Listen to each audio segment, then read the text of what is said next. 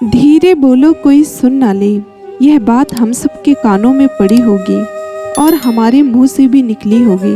लेकिन दोस्तों, सोचने की बात यह है कि यह वाक्य कब कब हमारे मुंह से निकलता है और कब कब हमारे कानों में पड़ता है, क्योंकि ऐसे कम ही गुप्त राज होते हैं जो हम दूसरों के कानों में पड़ने नहीं देना चाहते।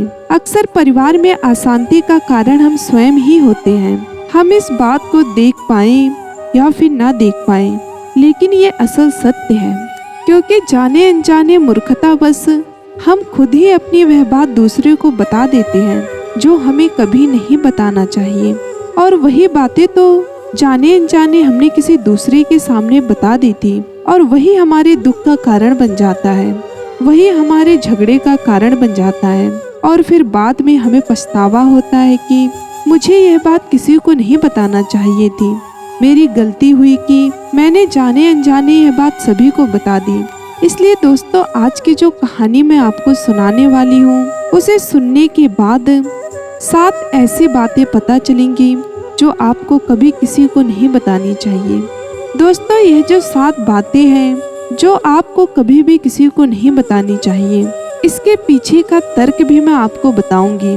और इन 7 बातों के अलावा अगर आपको लगता है कि कोई बात ऐसी है जो मुझसे छूट गई है या मैं नहीं बता पाई हूँ, तो कमेंट सेक्शन में जरूर बताना। दोस्तों, इससे पहले कि आप इस कहानी में खो जाएं, चैनल को सब्सक्राइब जरूर कर लें। तो चलिए कहानी को शुरू करते हैं। दोस्तों, एक समय की बात है, एक नगर में रिंकू नाम का एक युवक रहता था। वह बहुत गरीब था, कुछ भी पैसे नहीं था उसके पास।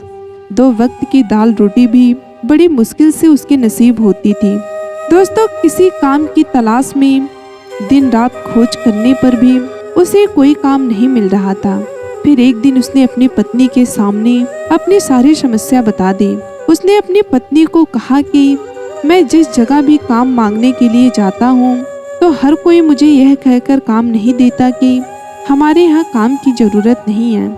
मैं काम की तलाश कर कर के थक चुका हूँ। मुझे समझ नहीं आता कि मैं तुम लोगों का पेट कैसे भरूं और अपने बच्चों का पेट कैसे पालूंगा।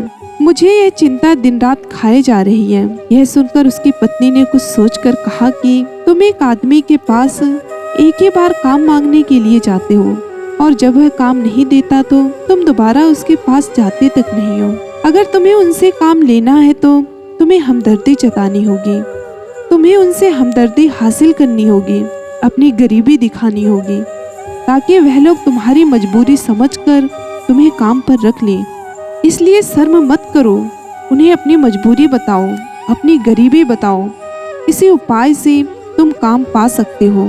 दोस्तों, यह बात रिंकू के दिमाग में बैठ गई और अगले दिन काम मांगने के लिए वह उसी सेठ के पास जा पहुंचा जहां पर वह पिछले दिन का काम मांगने के लिए गया था।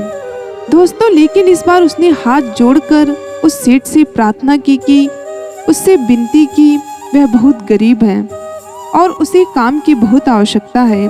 जो कुछ भी उसे दोगे उसमें वो संतुष्ट हो जाएगा, पर कृपया करके मुझे अपने यहाँ काम पर रख लें।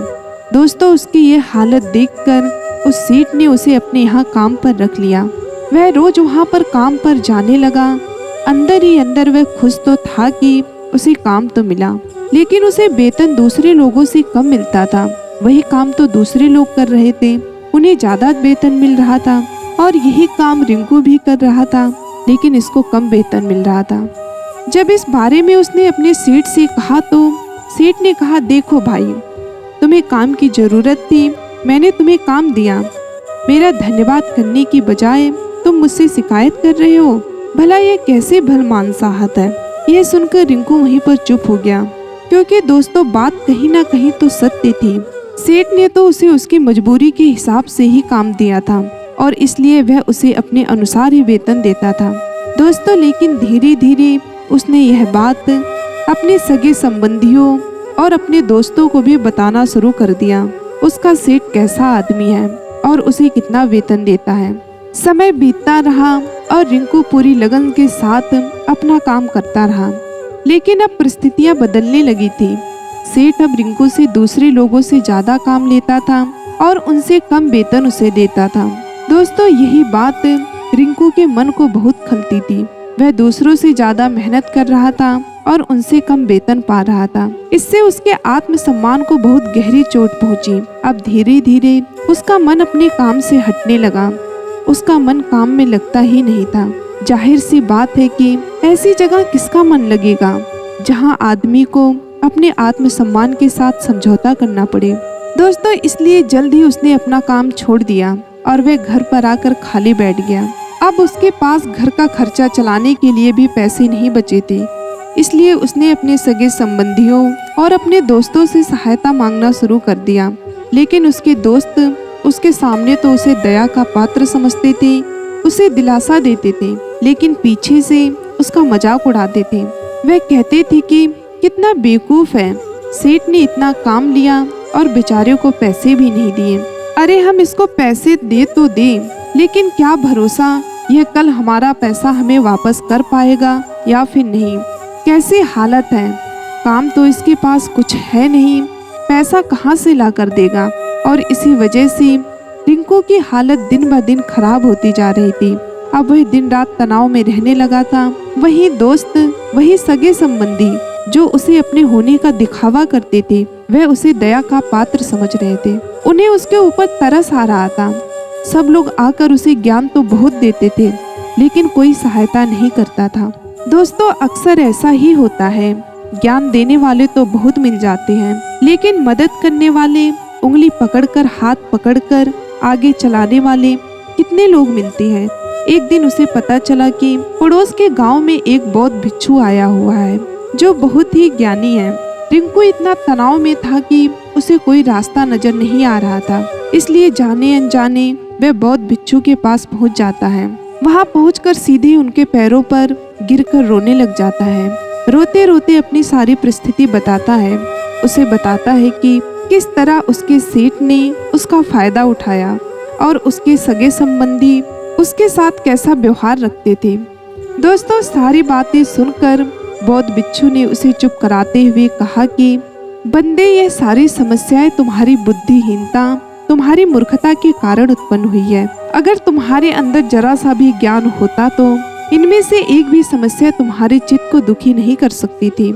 लेकिन तुमने अपनी बुद्धि के कारण, अपनी मूर्खता के कारण खुद ही अपने रास्ते में कांटे बिछा दिए। आज मैं तुम्हें 7 बातें बताने जा रहा हूँ जो भूल कर भी किसी को मत बताना, और इन बातों का अनुसरण करते हुए बाहर से मिलने वाले दुख को दूर कर ही सकते हो जो बेवजह दुनिया की वजह से तुम्हारे अंदर पनपते हैं। पहली बात जो किसी को नहीं बतानी चाहिए वो है अपनी मजबूरी। अपनी मजबूरी का दिखावा करके दूसरों का दया पात्र बनकर उनकी सहायता लेने की गलती कभी मत करना।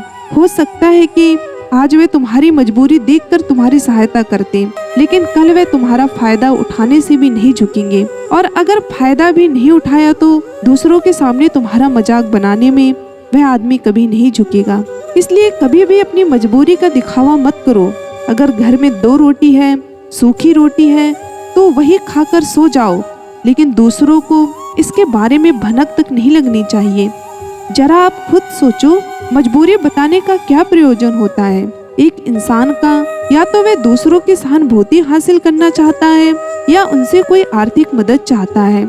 लेकिन अगर दोनों ही परिस्थितियां आप देखें तो दूसरा आदमी आपका फायदा उठाने से नहीं चूकेगा। अगर वह फायदा नहीं भी उठाएगा तो अपनी नजरों में तो वह आपको मूर्ख ही समझेगा, बेवकूफ समझेगा, और दूसरों के सामने आपका मजाक तो जरूर बनाएगा। इसलिए अपनी मजबूरी के बारे में कभी किसी को मत बताना।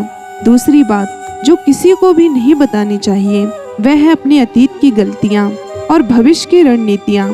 जरा सोचो, अगर हम अपने अतीत की गलतियाँ किसी दूसरे को बताते हैं तो उसका क्या प्रभाव होगा। वह गलतियाँ ठीक तो नहीं की जा सकती, जाहिर सी बात है, तो उन्हें बताने का क्या ही मतलब है। आप अपने अंधेरे पक्ष को खुद दुनिया के सामने बता रहे हो, खुद अपनी गलतियां दूसरों के सामने बता रहे हो। इससे उस आदमी की नजर में आपका एक चरित्र घटित हो जाएगा और वह भविष्य में हमेशा आपको उसी नजरिए से देखेगा। इसलिए किसी भी आदमी की नजर में अपना चरित्र गठित मत होने दो। और जरा सोचो कि आप व्यर्थ में ही अपने भविष्य की रणनीतियाँ दूसरों के सामने बता रहे हो, जो लोग आपके काम का हिस्सा ही नहीं है। उनके सामने अपने भविष्य की रणनीतियाँ, अपनी डींगे हाँकने का क्या फायदा। वह लोग आपकी सहायता तो नहीं करेंगे, लेकिन आपके भविष्य की रणनीतियों में बाधा जरूर बन सकते हैं। आप खुद अपने विवेक का इस्तेमाल करिए और सोचिए कि आपके साथ भी ऐसा हुआ है। आप अपने भविष्य की रणनीतियाँ किसी को बताई हो और वह कामयाब ही ना हुआ हो। जरा गौर से सोचें। तीसरी बात जो किसी को नहीं बतानी चाहिए वह है अपने घर की बातें। जो भी हमारे घर के अंदर आपस में बातचीत होती है, हमारे माँ बाप के साथ, हमारी पत्नी के साथ, हमारे बच्चों के साथ, वह बातें परिवार तक ही सीमित रखनी चाहिए। अगर आप इन बातों को दूसरों के सामने ढिढोरा पीटते हो तो दूसरे को आपके घर में घुसने का एक मौका मिल जाता है और वह इसका फायदा उठाने में कभी भी नहीं चूकेगा। वह अपने परिवार के सदस्यों को आपसे दूर ले जाने की कोशिश करेगा। अक्सर ऐसा होता है, हम समाज में देखते हैं कि हम अपने घर के झगड़ों को कम करने के लिए उन झगड़ों को अपने पड़ोसियों और दूसरे सगे संबंधियों को बता देते हैं, लेकिन इससे आपको शायद छुटकारा नहीं मिला होगा, बल्कि आपके घर की लड़ाइयाँ झगड़े और ज्यादा बढ़ गए होंगे। वह जाहिर सी बात है कि बढ़ेंगे। अगर आप अपने माँ बाप की बात दूसरे को बताएंगे तो आपके माँ बाप को बुरा लगेगा, हमारा बेटा हमसे बताए बगैर दूसरों को यह बात बता रहा है। इसलिए अपने घर की बातें और अपने घर की लड़ाई झगड़े किसी के सामने मत बताना। अगली बात जो मैं आपको बताने वाली हूँ, किसी को नहीं बतानी चाहिए। वह सुनने पर आपको अजीब लग सकता है, लेकिन उसका सत्य भी मैं आपको एक तर्क के माध्यम से दूंगी। मैं कहती हूँ कि अपनी आमदनी कभी भी किसी को मत बताना। अब आपके दिमाग में ये आ रहा होगा कि आमदनी ना बताने के पीछे का क्या प्रयोजन हो सकता है। जरा सोचिए दोस्तों, यदि आप अपनी आमदनी अपने दोस्तों को बताते हैं, जब आपके दोस्तों को जरूरत पड़ेगी तो वह सिर्फ आपको ही याद करेंगे, क्योंकि उनको पता है कि आपकी आमदनी ज्यादा अच्छी है तो आप ही उनकी मदद कर सकते हैं। इसलिए ज्यादा से ज्यादा लोग आपसे सहायता मांगेंगे और जब आप उनकी सहायता नहीं करेंगे तो वह सोचेंगे कि इस आदमी के पास पैसे हैं, लेकिन ये सहायता कर नहीं रहा है। आप दोनों दोस्तों के बीच एक झगड़े का कारण हो सकती है। कम आमदनी होगा तो लोग मजाक उड़ाएंगे और ज्यादा होगी तो सहायता मांगेंगे। अपनी आमदनी नहीं बताने का कोई प्रयोजन नहीं है। अगली बात जो मैं आपको बताने वाली हूँ उसे आप गांठ बांध लेना और किसी को यह बात मत बताना, अपनी कमजोरियाँ और अपनी ताकत। दोस्तों, अक्सर इंसान को पता नहीं होता है कि उसकी कमजोरी या उसकी ताकत क्या है, लेकिन अगर आपको अपनी कमजोरी और अपनी ताकत पता है तो ये बहुत अच्छी बात है। पहली बात तो आप बहुत ही बुद्धिमान आदमी हैं और दूसरी बात कि आपको यह बातें किसी से साझा नहीं करनी है, क्योंकि अगर आपकी कमजोरियां दूसरों को पता चल गई तो वह आपकी कमजोरियों का फायदा उठाएंगे, और अगर आपकी ताकत का पता चल गई तो वही ताकत आपकी कमजोरी बन जाएगी, क्योंकि वह ताकत दूसरे आदमी को पता है और वह ताकत की काट भी ढूंढ लेगा। अपनी कमजोरी और अपनी ताकत अपनी पत्नी, अपने पति को भी नहीं बतानी चाहिए, क्योंकि इसके बाद आपको घर में उनसे हमेशा डर के रहना होगा।